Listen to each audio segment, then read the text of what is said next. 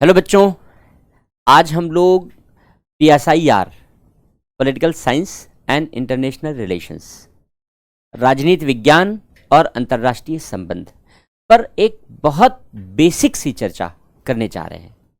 इसमें हम लोग इन सारी बातों को फोकस करेंगे कि PSIR होता क्या है, हमें इस टॉपिक के अंतर्गत, इस सब्जेक्ट के अंतर्गत हमें क्या पढ़ना होता है और क्यों हम इसे चूज़ करते हैं। अगर हम PSIR ऑप्शनल लेते हैं तो PSIR ऑप्शनल लेने में हमें क्या क्या बेनिफिट्स मिलते हैं, हमें क्या क्या लाभ मिलते हैं उसकी पूरी प्रिपरेशन में।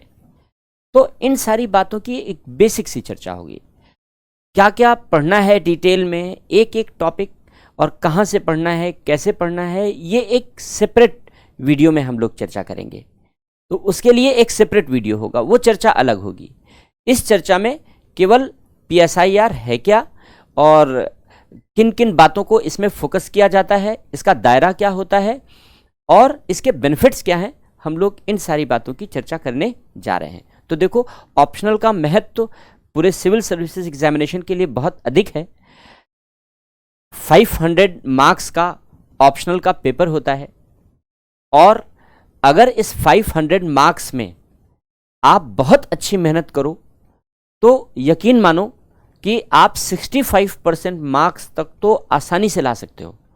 थोड़ी और मेहनत करो, थोड़ा और अपने अप्रोच को फाइन करो, थोड़ा और स्ट्रेटजिकली अप्रोच करो तो आप लगभग 70% तक भी पहुंच सकते हो।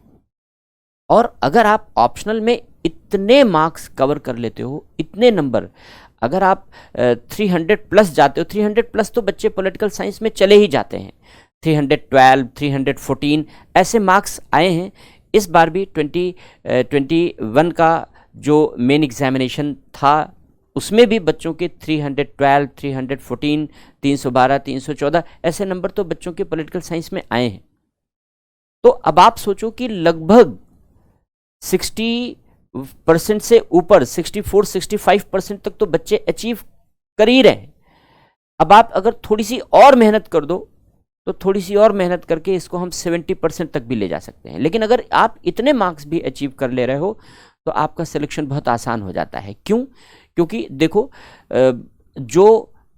मैं 2021 के रिजल्ट की बात करता हूं कि जो 2021 का फाइनल रिजल्ट था उसमें जो रिटन एग्जामिनेशन का कट ऑफ था वो 745 था, रिटन एग्जामिनेशन का जो कट ऑफ था। और जिस बच्चे ने टॉप किया उस बच्चे के मार्क्स 932 थे, 932 नंबर थे। तो 932 नंबर रिटन में पा करके टॉप हो गई और 745 नंबर पर कट ऑफ हो गया।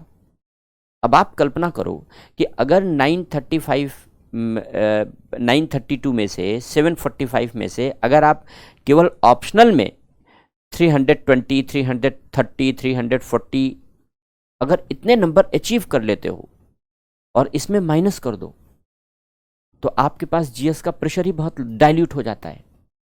बाकी जगहों पर अगर आप एक औसत नंबर पा रहे हैं, एवरेज नंबर पा रहे हैं, तब भी आप मेरिट में पहुंच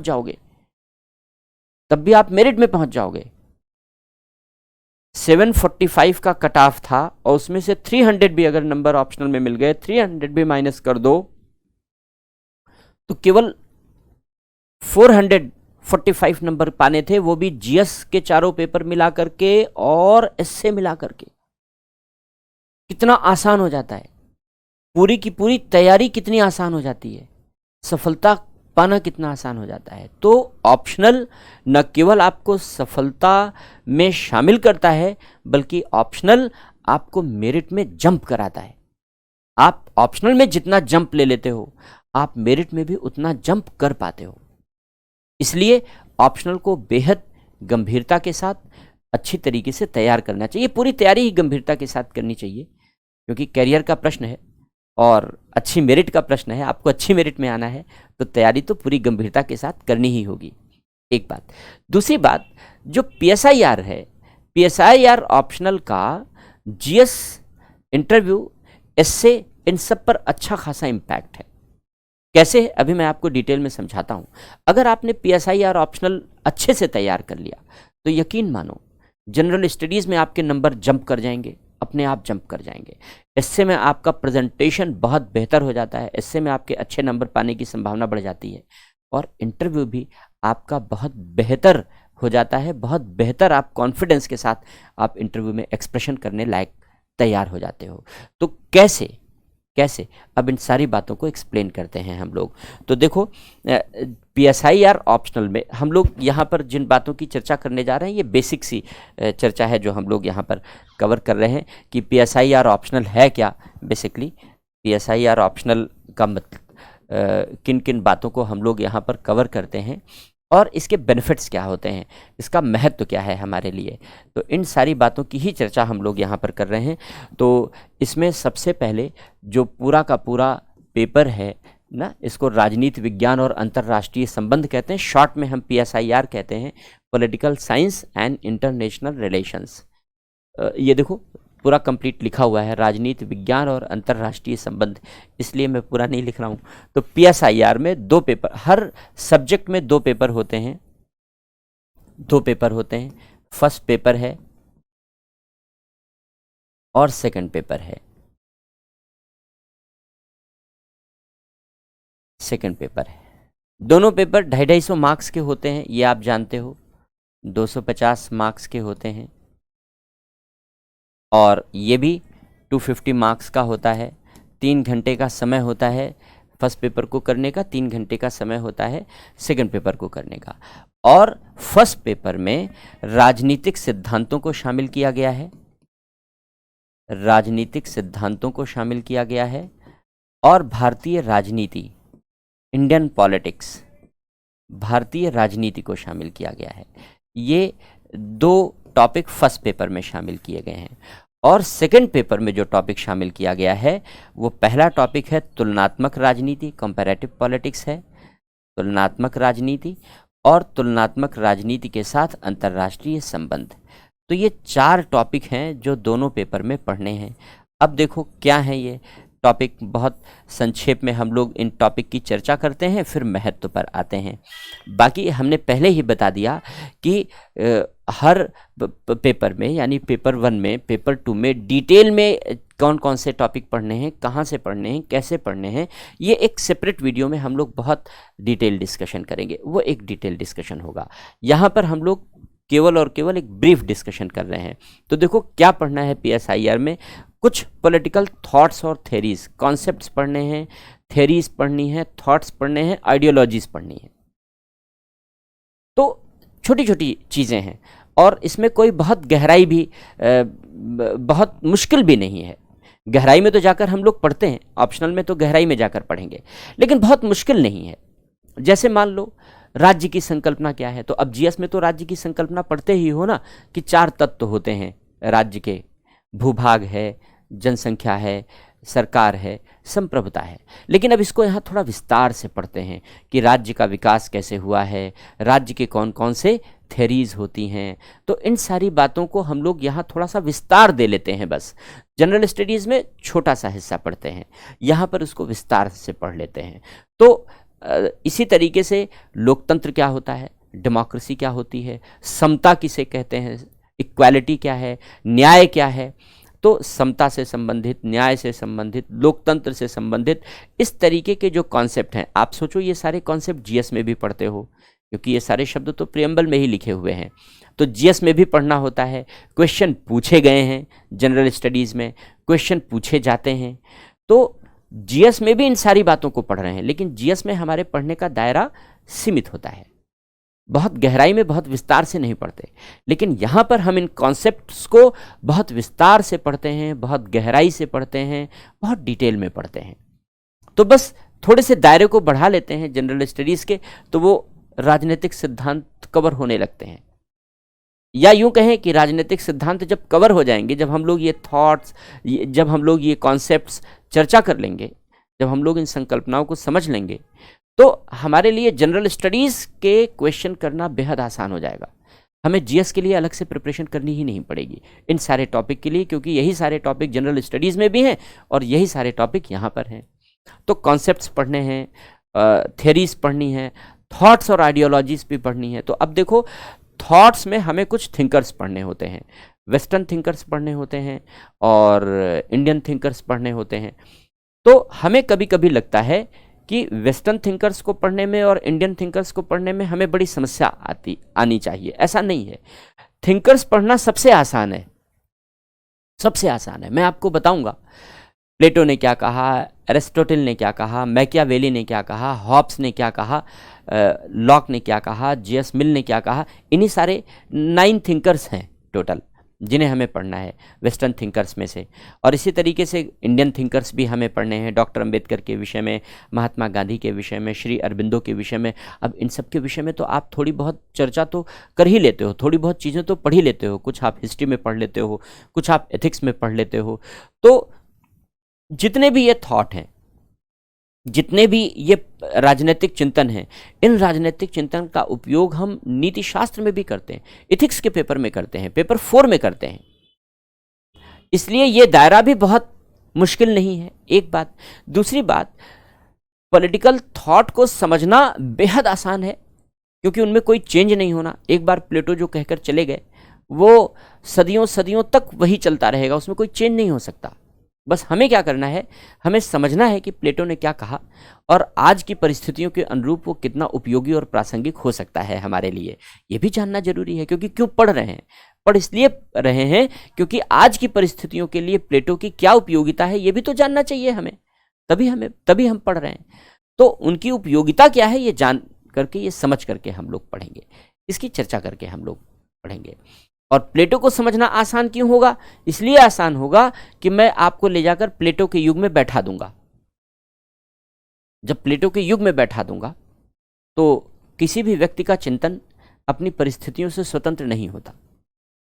आज आप अगर देश के विषय में चिंतन करें या किसी थ्योरी या थॉट के विषय में चिंतन करें तो आप अपने आसपास की परिस्थितियों से ही आपका यह चिंतन उपजेगा।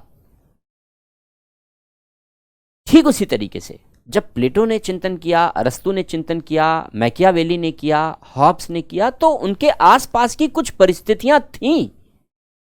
और अगर उन परिस्थितियों में आपको भी हम भेज दें, उन परिस्थितियों में आपको भी बैठा दें, तो आप भी वही सोचोगे जो उन्होंने सोचा, आप भी वही सोचोगे जो उन्होंने सोचा। तो बस बात ही खत्म हो गई। सारे थिंकर्स तो टिप पर हो गए, सारे थिंकर्स तो आसान हो गए, क्योंकि हमने ले जाकर आपको उन्हीं परिस्थितियों में बैठा दिया। और जब हमने ले जाकर आपको उन परिस्थितियों में बैठा दिया तो आप भी वही सोचोगे जो उन्होंने सोचा। और यही पॉलिटिकल थॉट है, यही प्लेटो का विचार है, यही अरस्तु का विचार है, यही मैकियावेली का विचार है। तो हमको क्या करना है, हमको बस उन परिस्थितियों को समझ लेना है। परिस्थितियों को समझ लिया तो जो प्लेटो ने सोचा वही हम भी सोचते, जो अरस्तु ने सोचा वही हम भी सोचते।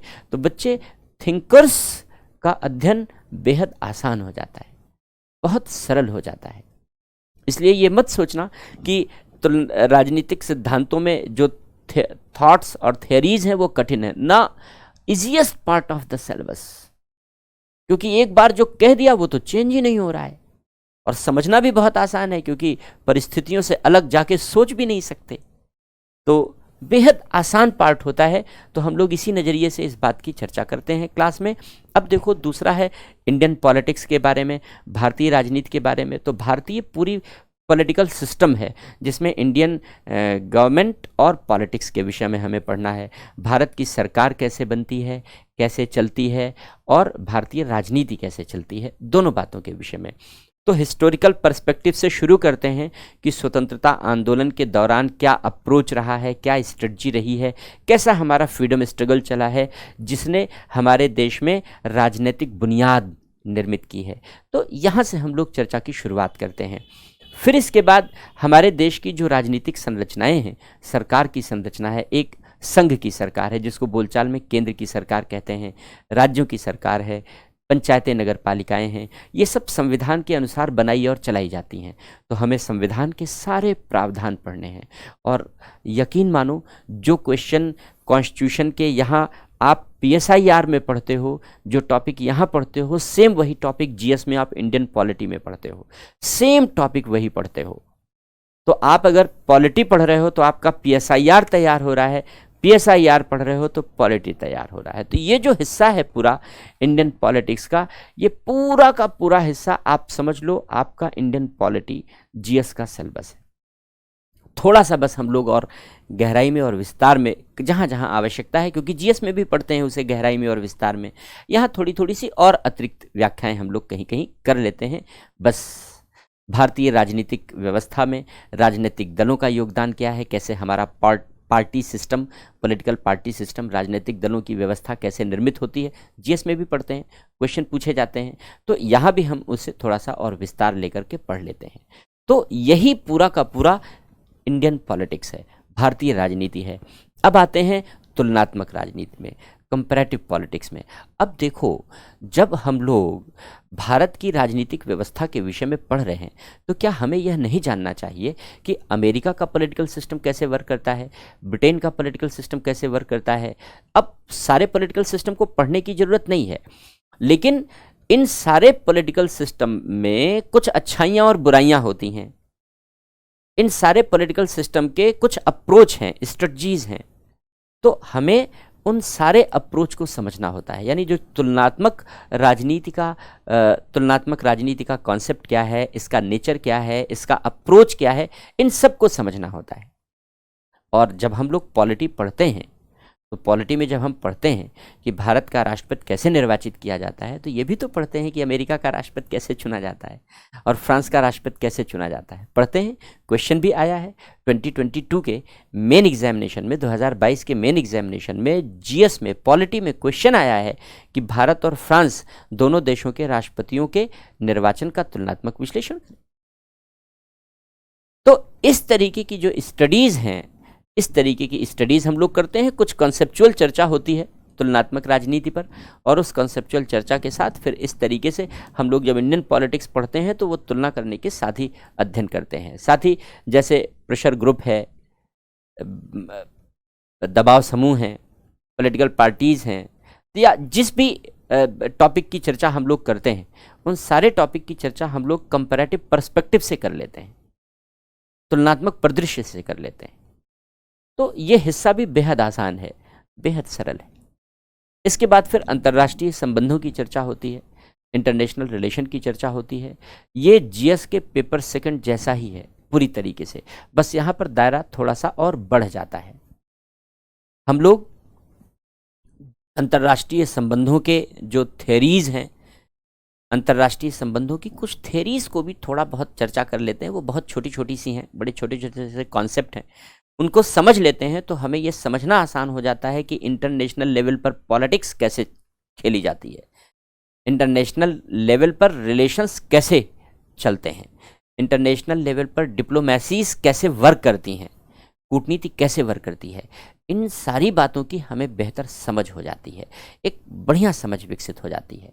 और जब एक अच्छी समझ विकसित हो जाती है तो फिर हमें वो जनरल स्टडीज़ में भी अच्छे नंबर देता है और ऑप्शनल में तो अच्छे नंबर देता ही देता है, क्योंकि हमें दूसरे देशों के साथ कैसे संबंध विकसित हो रहे हैं, अंतर्राष्ट्रीय संस्थाएं, IMF, वर्ल्ड बैंक, UN, इस तरीके की अंतर्राष्ट्रीय संस्थाओं के विषय में भी पढ़ना होता है।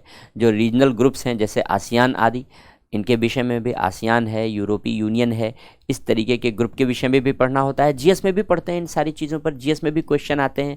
आप पिछले वर्षों में देखें तो जनरल स्टडीज़ में भी क्वेश्चन इन सारे, एक क्वेश्चन तो जीएस में इंटरनेशनल ऑर्गेनाइजेशन पर आता ही आता है। तो ये सारा का सारा इंटरनेशनल ऑर्गेनाइजेशन यहाँ पर कवर हो जाता है। इंटरनेशनल रिलेशन में भारत के साथ जितने भी देशों के रिलेशन हैं, जो सेंट्रल पावर हैं पूरे विश्व की, जैसे अमेरिका है, ब्रिटेन है, फ्रांस है, तो इन देशों के साथ रिलेशन कैसे हैं। इस समय रूस के साथ व्यापार कारोबार बढ़ रहा है, तो रूस के साथ रिलेशनशिप कैसी है, दक्षिण एशियाई देशों के साथ रिलेशनशिप कैसी है, अफ्रीका के साथ रिलेशनशिप कैसी है, पूरे ग्लोबल साउथ के साथ रिलेशनशिप कैसी है। तो एक ये सारी बातें, भारत की दूसरे देशों के साथ कैसी रिलेशनशिप है, दूसरे देशों की नीतियों का भारत के साथ संबंधों पर क्या प्रभाव पड़ता है, इन सारी बातों का विश्लेषण जनरल स्टडीज़ में भी करते हैं और इन्हीं सारी बातों का विश्लेषण यहाँ अंतर्राष्ट्रीय संबंधों में भी करते हैं। तो देखो, ये दो पार्ट, जो भारतीय राजनीति का पार्ट है और जो अंतर्राष्ट्रीय संबंध का पार्ट है, ये तो पूरा का पूरा जीएस पेपर 2 है। जीएस के पेपर 2 में Indian polity, governance, social justice और IR, ये 4 टॉपिक हैं। और ये 4 टॉपिक में ये 2 टॉपिक तो यहीं से कवर हो जाते हैं। यहीं से कवर हो जाते हैं। और आपको पता है कि इन 4 टॉपिक में कितने क्वेश्चन पूछे जाते हैं? चलो बताते हैं आपको। जो पूरा का पूरा जीएस का सेकंड पेपर है, जीएस का सेकंड पेपर है, ये एक बेसिक सी चर्चा हमने कर दी। बाकी डिटेल चर्चा हम लोग अलग वीडियो में करेंगे। हमने पहले ही बताया कि क्या क्या टॉपिक पढ़ेंगे, कहाँ से पढ़ेंगे, कैसे पढ़ेंगे, वो एक अलग स्ट्रेटजी का एक अलग होगा। तो पूरा जीएस सेकंड पेपर में पॉलिटी और आईआर, पॉलिटी और आईआर, ये 2 टॉपिक इसी से कवर हो जाते हैं, इसी से कवर हो जाते हैं। पॉलिटी में 9 to 10 क्वेश्चंस आते हैं हर साल, आईआर में 4 क्वेश्चंस आते हैं हर साल।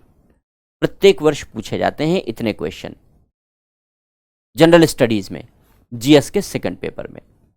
अब देखो, यानी out of 20 question, out of 20 question 13 to 14 questions, out of 20 questions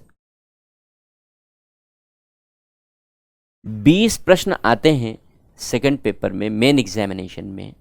और इस सेकंड पेपर के मेन एग्जामिनेशन में 13 से 14 प्रश्न केवल और केवल आपका पॉलिटी और आईआर ऑप्शनल कवर कर लेता है, केवल और केवल ऑप्शनल कवर कर लेता है। ये जो पीएसआईआर का ऑप्शनल है, ये पीएसआईआर का ऑप्शनल कवर कर लेता है। प्री में तो कवर करता ही है, प्री में तो कवर करता ही है।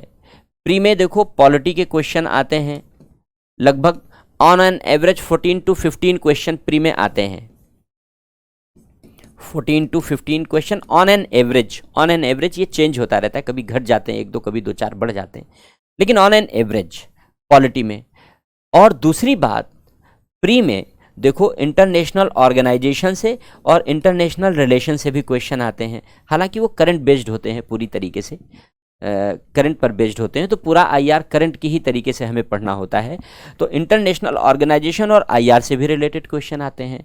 अब आप सोचो कि हालांकि इनके नंबर्स वेरी करते रहते हैं, लेकिन मान लो अगर 5 to 6 क्वेश्चन, 8 to 10 क्वेश्चन इससे पूछे गए, तो दोनों पार्ट मिल करके प्री में एक कितना बड़ा रोल प्ले करते हैं, कितना बड़ा रोल प्ले करते हैं। पढ़ रहे हो आप पीएसआईआर ऑप्शनल, पढ़ रहे हो आप पीएसआईआर ऑप्शनल, और लगभग 25 क्वेश्चन, लगभग 25 क्वेश्चन आपके तैयार हो जा रहे हैं पॉलिटी और आईआर मिलाकर प्री के। और प्री की मेरिट कितनी गई थी? 2022 में प्री की जो कट ऑफ गई थी वो 44 गई थी। प्री की कट ऑफ 44 गई थी 2022 में, 2022 में, सॉरी 2021 में, ये 2021 में। अभी 2022 का इंटरव्यू होने वाला है, अभी 2021 का इंटरव्यू 2022 का इंटरव्यू होने वाला है, ये 2021 की मैं बात कर रहा हूँ। तो 2021 में 44 क्वेश्चन का कट ऑफ गया था। अब आप सोचो 44 क्वेश्चन में लगभग मोर देन 20 क्वेश्चन, 20 क्वेश्चन से ज्यादा, लगभग 25 क्वेश्चन केवल यही 2 टॉपिक कवर कर ले रहे हैं। तो 50% से ज्यादा पार्ट प्री के एग्जाम में जितनी मेरिट जा रही है, प्री के एग्जाम में जितना कट ऑफ जा रहा है, उसका 50% से पार्ट अकेले इसी ने कवर कर लिया है कि ऑप्शनल ने कवर कर लिया। एक पंथ दो काज, एक पंथ दो काज। आपने पढ़ा ऑप्शनल और तैयार हो गया प्री का सिलेक्शन का आधा हिस्सा। और देखो डेटा आपके सामने है, डेटा आपके सामने है। तो प्री में हेल्पफुल है, प्री में हेल्पफुल है। और चूंकि आईआर में आपको हमेशा अपडेट करते रहना है, अपडेट रहना है, तो स्वाभाविक सी बात है कि जो इंटरनेशनल ऑर्गेनाइजेशन और आईआर से क्वेश्चन आएंगे आप अपडेट रहेंगे। और अगर इनके नंबर बढ़ जाते हैं तो आप समझ लो ये रेशियो भी बढ़ता चला जाएगा, इसी हिसाब से, इसी हिसाब से बढ़ता चला जाएगा। अब देखो मेन एग्जामिनेशन की बात कर रहे थे, ये तो प्री की बात हो गई। मेन एग्जामिनेशन में मैंने बताया कि 20 क्वेश्चन आते हैं सेकंड पेपर में, और 20 क्वेश्चन में से 13 to 14 क्वेश्चंस, 13 से 14 प्रश्न अकेले पॉलिटी और आईआर कवर कर लेता है, अकेले। यानी 250 मार्क्स का है पेपर, सेकंड पेपर जीएस का, और 250 मार्क्स में आप मान कर चलो ऑन एन एवरेज 170 मार्क्स के क्वेश्चन अकेले पॉलिटी और आईआर कवर कर लेता है। ऑलमोस्ट 170 मार्क्स के क्वेश्चन पॉलिटी और आईआर कवर कर लेता है। तो कितना मेजर रोल है जीएस के सेकंड पेपर में। तो 250 मार्क्स अगर हम इसको मार्क्स में कन्वर्ट करें तो 250 मार्क्स में ऑलमोस्ट 160 to 170 मार्क्स आपके जीएस के सेकंड पेपर में अकेला पॉलिटी और आईआर कवर कर लेता है। 20 में से 13 to 14 क्वेश्चन कवर कर लेता है। कितना बड़ा रेशियो है, कितना बड़ा रेशियो है।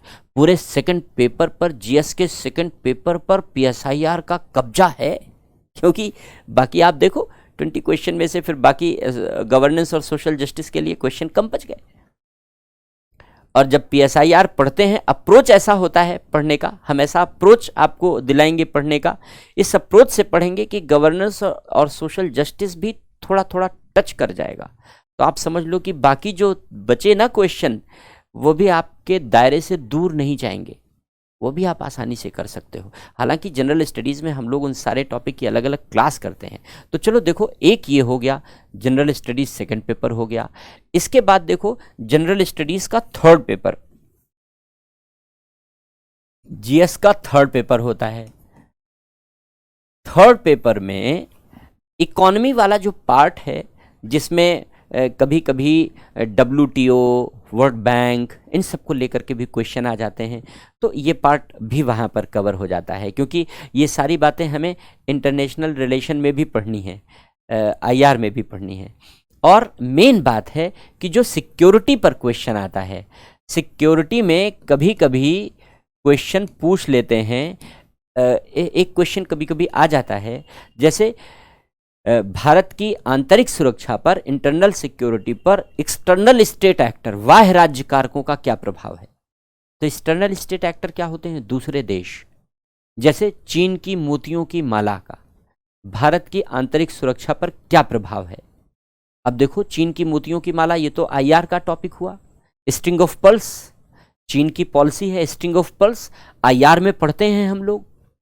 तो जब आईआर में हम लोग स्ट्रिंग ऑफ पर्ल्स पढ़ ही रहे हैं, उसका इंपैक्ट पढ़ ही रहे हैं, और क्वेश्चन कहां आ रहा है? सिक्योरिटी में आ रहा है। ये क्वेश्चन पूछा जा चुका है, सिक्योरिटी में पूछा गया है। तो आईआर को पढ़ने से हमारे सिक्योरिटी के कुछ टॉपिक, सारे टॉपिक नहीं, लेकिन सिक्योरिटी के कुछ एक टॉपिक हमारे आसानी से तैयार हो जाते हैं। जैसे हमने ये बताया कि आंतरिक सुरक्षा पर बाह्य राज्य कारकों का क्या प्रभाव पड़ता है, एक्सटर्नल स्टेट एक्टर्स कैसे रोल प्ले करते हैं सिक्योरिटी के लिए, तो इसमें भी रोल प्ले कर देता है। जीएस फोर्थ पेपर देखो, जीएस फोर्थ पेपर में एथिक्स का पेपर है, जीएस का फोर्थ पेपर। और जीएस के फोर्थ पेपर में सीधे सीधे कुछ क्वेश्चन ऐसे पूछे जाते हैं जो स्टेटमेंट से रिलेटेड होते हैं। प्लेटो का स्टेटमेंट दे दिया या किसी थिंकर का अन्य स्टेटमेंट दे दिया। तो जब हम यहाँ पर थिंकर्स पढ़ते हैं तो एक तो हमारे पढ़ने का दायरा बढ़ जाता है, क्योंकि वेस्टर्न थिंकर्स पढ़ लिया हमने, और फिर इंडियन थिंकर्स में हमने गांधी जी को पढ़ लिया, अंबेडकर जी को पढ़ लिया, श्री अरबिंदो जी को पढ़ लिया। तो इन सारे लोगों को हमने पढ़ लिया, तो हमारे सोचने का पर्सपेक्टिव चेंज हो जाता है, हमारे सोचने का नज़रिया बदल जाता है। और जब यहाँ पर स्टेटमेंट की व्याख्या पूछी जाती है तो हम बहुत फाइन अप्रोच से हम उसका आंसर कर पाते हैं। इसके अलावा कुछ क्वेश्चन ऐसे भी होते हैं जो आईआर से सीधे सीधे रिलेटेड होते हैं। जैसे देखो, इस बार 2022 के मेन एग्जामिनेशन में क्वेश्चन पूछा गया, 2022 के मेन एग्जामिनेशन में जीएस के पेपर 4 में क्वेश्चन पूछा गया कि रूस और यूक्रेन का युद्ध चल रहा है। हम सब जानते हैं चल रहा है, अभी भी चल रहा है। दुखद है ये दुखद है कि युद्ध चल रहा है, क्योंकि युद्ध किसी समस्या का समाधान नहीं। लेकिन ठीक है, वो अलग विषय है, हम लोग आएंगे आईआर में तो पढ़ेंगे विस्तार से। लेकिन भारत के हितों को ध्यान में रखकर पढ़ते हैं हमेशा, क्योंकि हमारा हित सर्वोपरि है। तो मैं क्वेश्चन की बात कर रहा था कि क्वेश्चन पूछा गया जीएस पेपर 4 में कि रूस और यूक्रेन का जो युद्ध चल रहा है, इसमें नैतिक मुद्दे कौन से हैं अंतर्राष्ट्रीय स्तर पर। तो अब अगर हम अंतर्राष्ट्रीय संबंधों की अच्छी तरीके से चर्चा करते हैं तो अंतर्राष्ट्रीय संबंधों में हम नैतिक मुद्दे भी पढ़ते हैं। अंतर्राष्ट्रीय संबंधों में हम जो फंडिंग है उस फंडिंग में एथिकल इश्यूज भी पढ़ते हैं। हम लोग नहीं पढ़ेंगे तो हमारा आईआर कंप्लीट नहीं होगा, क्योंकि हम मल्टी डायमेंशनल अप्रोच से तैयारी करते हैं, बहुआयामीय दृष्टिकोण से पढ़ते हैं। कोई भी अप्रोच, कोई भी दिशा छोड़ते नहीं है, क्योंकि ये क्वेश्चन किसी भी दिशा से आवे, क्वेश्चन किसी भी अप्रोच से पूछा जाए तो हम उसका बेटर आंसर करने में सक्षम हों। तो इसलिए एक मल्टी अप्रोच लेते हैं हम लोग, बहुआयामी दृष्टिकोण लेते हैं और उस बहुआयामी दृष्टिकोण से सारी चर्चा की जाती है।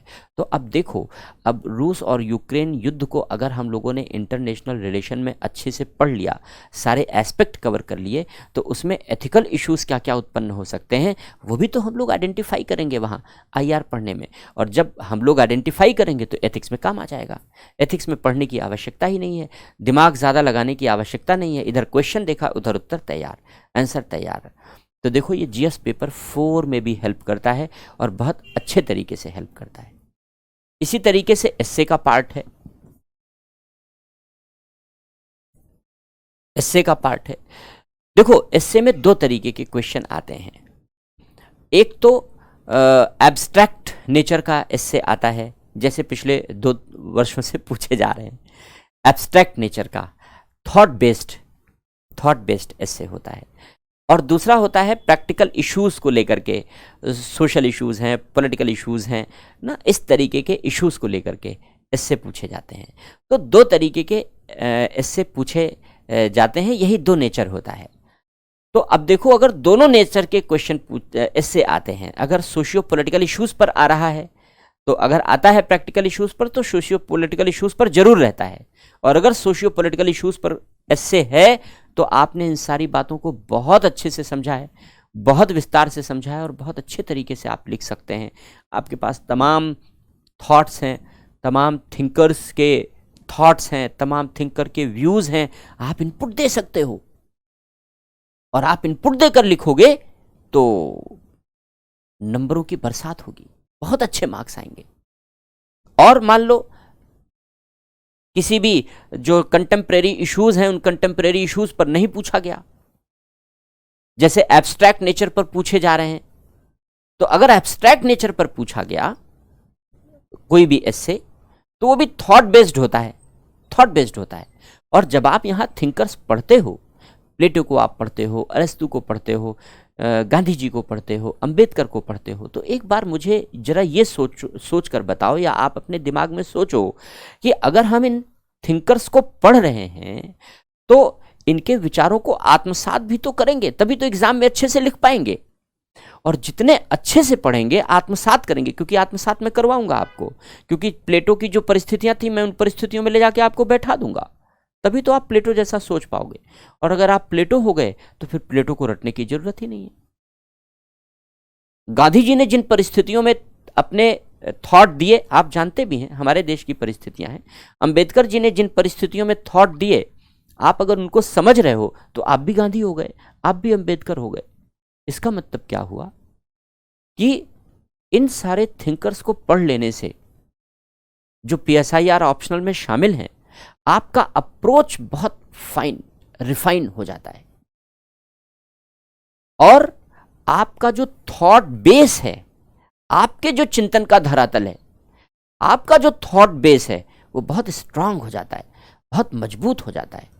और जब आपका थॉट बेस मजबूत हो गया, आपका थॉट बेस स्ट्रांग हो गया, तो इससे में नंबर बरसेंगे, इससे में बहुत अच्छे नंबर आएंगे। अगर एब्स्ट्रैक्ट नेचर के इससे पूछे जा रहे हैं तो, जैसे 2 वर्षों से है ट्रेंड, हालांकि यूपीएससी ने पहले ही कह दिया है कि हम ट्रेंड फिक्स नहीं करेंगे, जिससे आप एक पैटर्न पर तैयारी करके आ जाओ और कह दो बस बाकी सारी चीजें हमने छोड़ दी। ऐसा नहीं करेंगे, हम ट्रेंड चेंज करते रहते हैं। तो अच्छी बात है, जिससे कि आप मल्टी डायमेंशनल होकर के पढ़ें। ये बहुत अच्छी बात है यूपीएससी की कि वो ट्रेंड चेंज करता रहता है, पैटर्न चेंज करता रहता है, तो जिससे आपका भी अप्रोच बड़ा हो, व्यापक हो, मल्टी डायमेंशनल हो, आपके सोचने समझने की शक्ति विकसित हो, आपके सोचने समझने का क्षेत्र व्यापक हो, जिससे हमें व्यापक चिंतन के आधार वाले लोग हमें सिविल सेवाओं में मिल सकें। 21वीं शताब्दी चुनौतियों की शताब्दी है, इसलिए ऐसे सिविल सेवक हमें सिविल सेवाओं में चाहिए जिनके सोचने का विजन बड़ा हो, व्यापक हो, और केवल बड़ा ही ना हो, व्यापक ही ना हो, बल्कि बहुत उदार भी हो, नैतिक भी हो। तो PSIR के अध्ययन से हमें इन सारी बातों का अवसर प्राप्त हो जाता है। तो ये, और इसके बाद फिर इंटरव्यू की तो चर्चा रही गई, चलो इंटरव्यू की भी चर्चा करते हैं। इसमें एक इंटरव्यू का पार्ट है। इंटरव्यू आपका मेयर एंड बेयर पर्सनालिटी टेस्ट है। ये आपके व्यक्तित्व का परीक्षण है। आपके व्यक्तित्व के गुणों की जांच करता है कमीशन कि क्या आप में जिलाधिकारी बनने की योग्यता है, क्या आप में चीफ सेक्रेटरी बनने की योग्यता है, क्या आप में फॉरेन सेक्रेटरी बनने की योग्यता है, क्या आप में कैबिनेट सेक्रेटरी बनने की योग्यता है। तो हम एक पर्सनालिटी टेस्ट करते हैं इंटरव्यू के माध्यम से। अब कैसे करेंगे? कोई वॉशिंग मशीन जैसा सिस्टम तो है नहीं कि डाला, बटन दबाया, धुल के बाहर, कपड़ा साफ, पता लग गया। ऐसा सिस्टम तो हम अपना नहीं सकते। तो हम क्या करेंगे? हम बातचीत करते हैं। बातचीत के माध्यम से आपसे जानते हैं कि आपका अप्रोच क्या है, आपका विजन कैसा है, आपकी सोच कैसी है, आप में धैर्य का स्तर कैसा है, कॉन्फिडेंस लेवल कैसा है, आपका प्रेजेंटेशन कैसा है। तमाम बातें, आपके व्यक्तित्व के इन गुणों की हम जांच कर लेते हैं बातचीत के जरिए। अब बातचीत कैसे करेंगे? बातचीत के लिए आप अपना एक डैफ भेज करके देते हैं, उसमें सारी बातें होती हैं। या फिर दूसरा नज़रिया होता है कि जो कंटेम्प्रेरी इश्यूज़ होते हैं, उन कंटेम्प्रेरी इश्यूज़ पर हम आपसे बात करते हैं, जिससे आपके अप्रोच को हम जानने की कोशिश करते हैं कि भाई रूस और यूक्रेन युद्ध चल रहा है, अब इसके बारे में आप बताओ। तो तरह तरह के क्वेश्चन फ्रेम करके हम कर सकते हैं, इंटरव्यूअर कर सकते हैं। इससे आपके व्यक्तित्व के गुणों की परख की जाती है, जांच की जाती है। तो अब देखो, अगर इंटरनेशनल इश्यूज पर क्वेश्चन आएंगे तो रूस यूक्रेन युद्ध पर क्वेश्चन इंटरव्यू में पूछा ही जाएगा, निश्चित रूप से इस समय पूछा जाएगा। मैं आज के एग्जाम्पल की बात कर रहा हूं। और मान लो अगर हम इंडियन पॉलिटिक्स के बारे में कंटेम्प्रेरी इश्यूज पर क्वेश्चन पूछें तो कॉलेजियम चर्चा के केंद्र में है, क्योंकि हमारे विधि मंत्री ने मोर्चा संभाल रखा है कि कॉलेजियम दोषपूर्ण है, चेंज करना पड़ेगा या सुधारना पड़ेगा। और उनकी बात बिल्कुल सत्य है। कॉलेजियम सिस्टम न्यायाधीशों की नियुक्ति की एक बहुत अच्छी व्यवस्था नहीं है, उसमें सुधार की आवश्यकता है और या उसे बदलने की आवश्यकता है। तो सुधार या बदलने पर ध्यान देना चाहिए। कौन देगा? संसद देगी, सरकार देगी। तो अब आपसे पूछा जा सकता है कि भी दोष बता दो कॉलेजियम के, सुधार बता दो कॉलेजियम के, या कॉलेजियम का विकल्प बता दो, अल्टरनेट क्या हो सकता है ये बता दो, बेटर क्या हो सकता है, रिफॉर्म हो सकता है या फिर विकल्प हो सकता है। या फिर इस कारण से कार्यपालिका और न्यायपालिका के बीच एक टकराव की स्थिति भी बन रही है। न्यायपालिका कह रही है कि हम कॉलेजियम से स्टिक रहेंगे, छोड़ेंगे नहीं, और सरकार कह रही है कि हम तो इसके दोष को दूर करके रहेंगे या फिर इसका विकल्प तलाशेंगे। दोनों में से एक बात, स्वाभाविक सी बात है कि इस संघर्ष में कार्यपालिका और न्यायपालिका के बीच विवाद का मुद्दा भी है। तो ऐसे बहुत सारे कंटेम्प्रेरी इश्यूज हो जाते हैं, जिन कंटेम्प्रेरी इश्यूज पर इंटरव्यू में क्वेश्चन पूछे जाते हैं। और इन सारे कंटेम्प्रेरी इश्यूज पर विजन आपको कौन दे रहा है? PSIR ऑप्शनल दे रहा है, क्योंकि PSIR में आपको रूस यूक्रेन युद्ध भी पढ़ना है, PSIR में आपको कॉलेजियम भी पढ़ना है, NJAC भी पढ़ाएंगे, सारी बातें पढ़ाएंगे आपको। कार्यपालिका और न्यायपालिका के बीच यदि टकराव की संभावनाएं बन रही हैं तो इनके बीच के रिलेशन और टकराव की बिंदुओं पर भी हम लोग चर्चा करेंगे। तो ये सारी बातें PSIR ऑप्शनल में कवर हो जाती हैं। तो देखो, ये एक PSIR ऑप्शनल का एक बेसिक सा ओवरव्यू था कि हमें PSIR में पढ़ना क्या होता है, और अगर PSIR पढ़ते हैं तो हमें उसका क्या बेहतर परिणाम, उसका महत्व क्या है हमारे लिए। हमने इन सारी बातों की चर्चा की। बाकी PSIR ऑप्शनल में क्या क्या पढ़ना है, कहाँ से पढ़ना है, कैसे पढ़ना है, इस पर एक अलग वीडियो बना करके हम लोग चर्चा करेंगे। और बहुत सारी बातें फिर बहुत सारे वीडियोज़ में चर्चा होती रहेंगी। इस वीडियो के लिए फ़िलहाल इतना ही। Thank you.